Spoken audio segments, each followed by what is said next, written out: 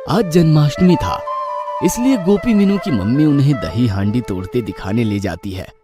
वहाँ गोपी मीनू देखते हैं कि हांडी बहुत ही ऊपर बंधी हुई है। बाप रे मम्मी, दही हांडी तो बहुत ऊपर बंधी है, इतनी ऊपर कैसे तोड़ेंगे?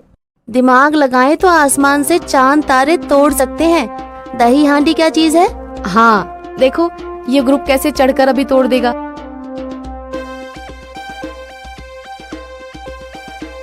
लगता है इस बार कोई भी ग्रुप हांडी तोड़ नहीं पाएगा। अभी लंच ब्रेक लेते हैं, लंच ब्रेक के बाद फिर मटकी तोड़ने का ट्राई करेंगे। अंकल, अगर फिर भी नहीं तोड़ पाए तो? नहीं तोड़ पाए तो शाम को रस्सी नीचे करके उतार लेंगे और हम लोग और हमारी सोसाइटी हार जाएगी। मैं हारने नहीं दूंगा, मैं तोड़ूंगा मटकी। तू तोड़ेगा? वहाँ बड़े बड़े नहीं तोड़ पा रहे हैं। मैं तोड़ूंगा, मैं तोड़ूंगा। चल घर चल, वरना मटकी नहीं मैं तुझे तोड़ दूंगी। मम्मी, वैसे भी इसकी जरूरत नहीं पड़ेगी, शाम को आकर देख लेना, कोई नया ग्रुप आकर तोड़ देगा। घर जाकर भी गोपी जिद करता है। मैं मटकी तोड़ूंगा, मैं गोपी हूँ। अरे बेटा, मटकी गोपी नहीं किशन तोड़ते हैं, यानी कृष्ण भगवान। गोपी तो मटकियाँ तोड़वाती थी। तो आज एक दिन के लिए मुझे कृष्णा बना दो, पर मटकी तो मैं ही तोड़ूंगा, उनसे नहीं टूटेगी। तू कैसे तोड़ेगा जब बड़े बड़े नहीं तोड़ पा रहे हैं? काश मुझे उड़ना आता तो मटकी तोड़ देता। जाओ, जाकर थोड़ा आराम करो, शाम को मटकी तोड़ते हुए देखने जाना और मजा भी आएगा। कोई ना कोई ग्रुप तो तोड़ ही देगा। अपने कमरे में जाकर भी गोपी जिद करता है। दीदी, सब कहते हैं आपके पास बहुत दिमाग है, आप कुछ दिमाग लगाओ ना, मुझे कृष्णा बनाकर मटकी तोड़वाओ। मैं क्या परी हूँ जो तुम्हें लेकर ऊपर उड़ जाऊं और तुम मटकी तोड़ दो? पिक्चर और सीरियल की दीदी अपने छोटे भाई के लिए कितना कुछ करती है, और तुम दीदी कुछ काम की नहीं। काश मेरी भी दीदी पिक्चर और सीरियल वाली दीदी जैसी होती। ओके, चल चल तू कृष्णा की तरह तैयार हो जा। अगर नया ग्रुप भी मटकी नहीं तोड़ पाएगा तो मैं तुझसे तोड़वाऊंगी। सच्ची दीदी? हाँ, जाओ मम्मी से कृष्णा की तरह तैयार हो जाओ। शाम को गोपी कृष्णा की तरह सर पर मुकुट मोर लगाए, हाथ में बंसी लिए, बहुत ही प्यारा सा क्यूट बनकर मम्मी पापा के साथ मटकी देखने जाता है। मीनू ने एक बड़ा सा शॉपिंग बैग टाइप अपने साथ ले रखा था। वे वहां पहुंचते हैं तो देखते हैं एक ग्रुप मटकी तोड़ने के लिए एक के ऊपर एक चढ़ा है, और मटकी तक पहुंचते ही है कि तभी उनका बैलेंस बिगड़ जाता है और वे गिर पड़ते हैं। यह देख सभी चिल्लाने लगते हैं। ओफो, लगता है इस बार रस्सी बिना मटकी फोड़े ही उतारनी पड़ेगी। मैंने पहले ही कहा था इतनी ऊपर मत बांधो, पर मेरी कोई सुनता ही नहीं। अंकल, अगर आप मेरी सुने तो मैं मटकी फोड़ सकती हूँ। अरे बेटा, मटकी तो मैं भी फोड़ सकता हूँ, पर कृष्णा बनकर ऊपर जाकर फोड़ना है, नीचे लाकर नहीं। मैं भी तो वो ही कह रही हूँ, नीचे लाकर नहीं, कृष्णा को ऊपर भेजकर। कैसे? आप हाँ कहो तो मैं फुड़वा कर दिखाती हूँ।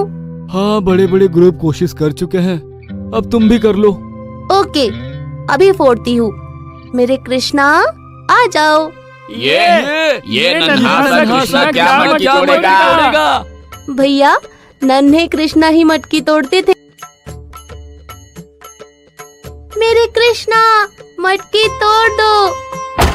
हाथी घोड़ा पालकी, जय कन्हैया लाल की।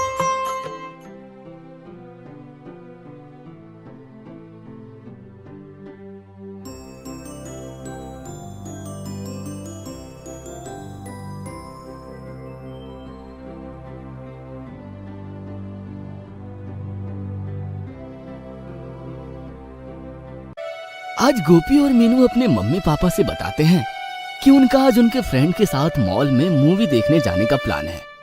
मैं उन्हें मूवी दिखाऊंगी, इसके लिए हमें पैसे चाहिए। मम्मी गुस्सा हो जाती है। तुम क्यों सभी को मूवी दिखाओगे? तुम्हारे पापा के पास मुफ्त का पैसा है क्या?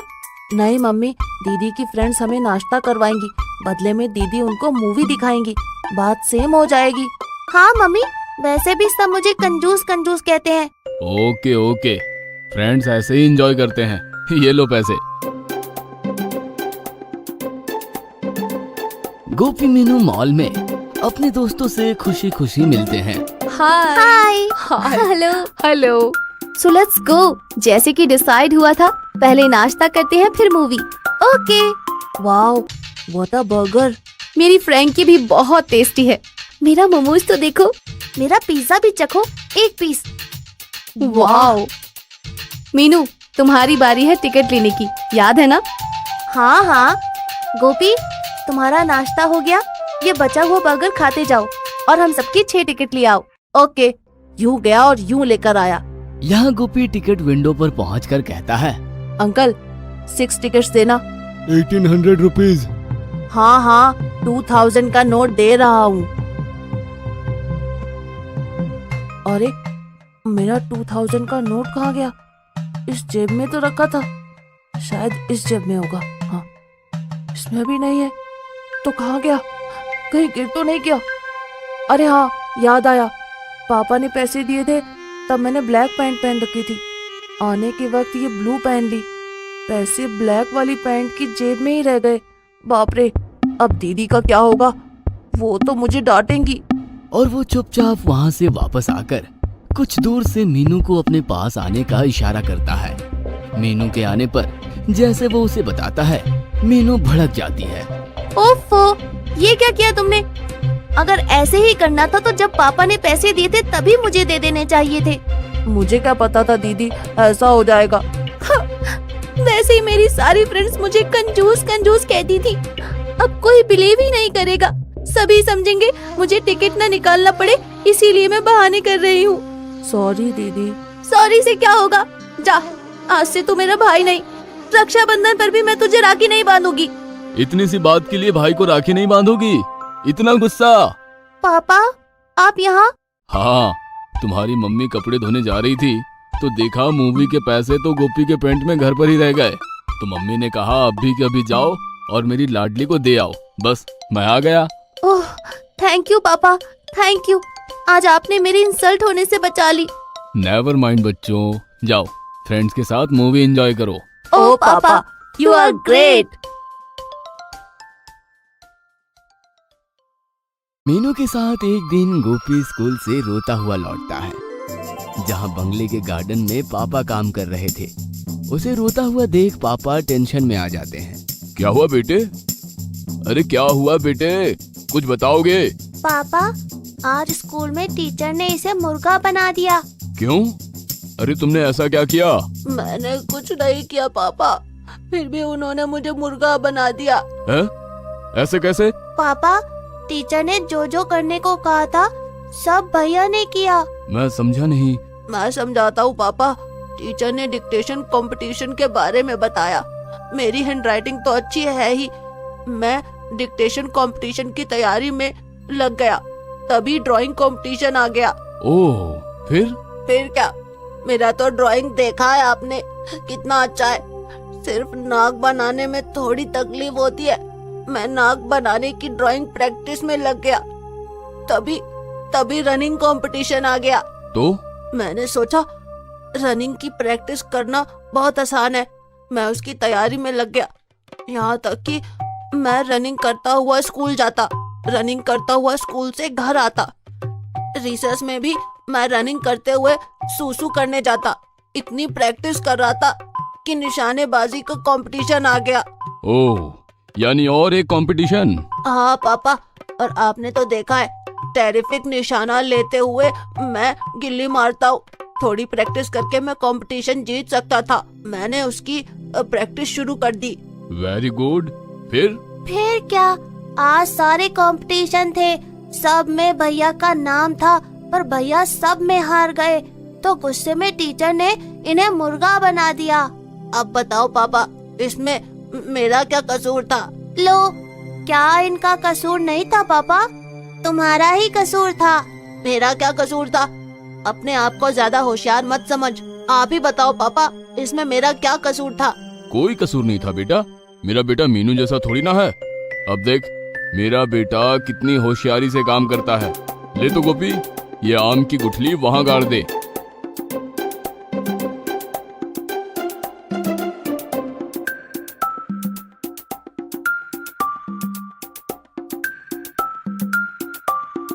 Very good.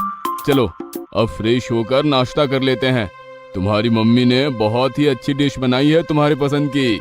और वे जाकर फ्रेश होकर डाइनिंग टेबल पर बैठकर भर पेट नाश्ता करते हैं। नाश्ता करने के बाद सभी उठते हैं तो पापा कहते हैं, गोपी बेटा, तुमने गार्डन में गुठली गाड़ी थी, जाओ देख कर आओ उसमें आम निकला या नहीं। पापा, इतनी जल्दी आम कहाँ से निकलेगा? अभी कुछ देर पहले ही तो हमने गुठली गाड़ी थी। ठीक है, तो थोड़ी देर और रुक कर देखा ना।